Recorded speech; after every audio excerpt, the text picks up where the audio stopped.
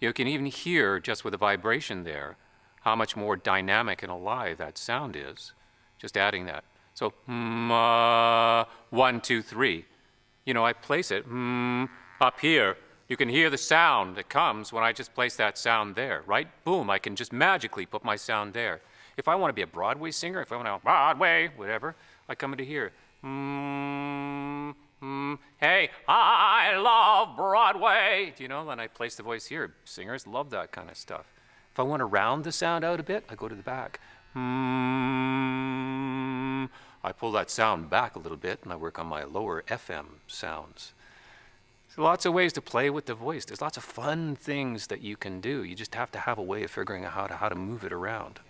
Interesting thing about the vibrators, it helps muscles release, but it can also help kind of get muscles going. It can help tone muscles. So for instance, if I'm doing a British dialect, we've got Canadians, right? Canadians have what linguists would call mid-tongue vowel raising. So we talk out and about, right? And you get all those sounds because the center of the tongue is kind of tight, eh?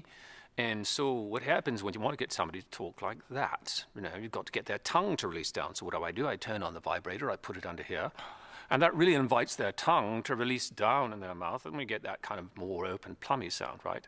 So I can say, I can't do that, and I'm going out as opposed to I'm going out, right? Then the other thing is, we need to energize the upper lip to do a British dialect, right? We need to get, you know, we talk about stiff upper lip, but really that British dialect is very dynamic in the upper lip. So we take the vibrator, we put it here, we just kind of go, and everybody, you know, you see their noses start to go this, oh, oh, oh, oh, you know, because it kind of tickles. And consequently, their mouths move in a different way, and you get that sound. So there's lots of dialects like that, where they move forward and back in the mouth. You know, you do an Edinburgh dialect, it's very in the front of the mouth. So you work the front of the mouth, and you go to Glasgow, and you take it back in the mouth, you know, take it down like that, you know, help people find ways to drop backwards. Things like that.